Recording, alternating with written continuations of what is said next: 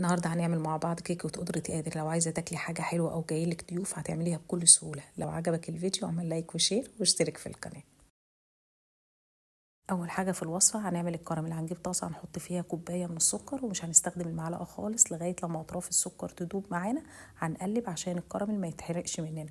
الفرق بين الكراميل يبقى مظبوط أو يتحرق فرق بسيط، فلازم نكون موطيين على النار. هنقلب تقليب خفيف لغاية لما الكراميل يبقى بالشكل ده معانا. بعد كده هنحط الكراميل في القوالب، وانا حبيت اعمل في شكلين مختلفين حسب ما انتوا تحبوا تعملوه. هنجهز الكريم كراميل بتاعنا. هنجيب كوبايتين ونص من اللبن واربع بيضات ونص كوبايه من السكر ومعلقه فانيليا نوع جيد وتكون ريحتها قويه، ونضربهم بالمضرب او نضربهم في الخلاط. الكريم كراميل دي افضل كتير في طعم الكيكه من كريم كراميل البواكي الجاهز اللي بنجيبه. بعد كده نضيف قشطه او حليب مكثف ونكون كلفنا فلوس كتير عشان نحاول نوصل لنفس الطعم.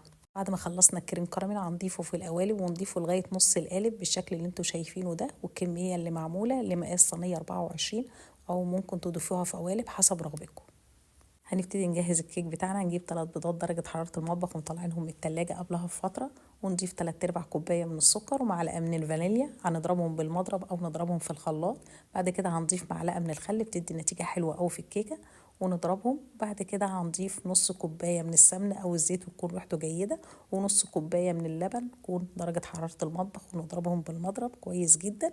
وبعد كده هنبتدي نضيف عليهم المواد الجافة.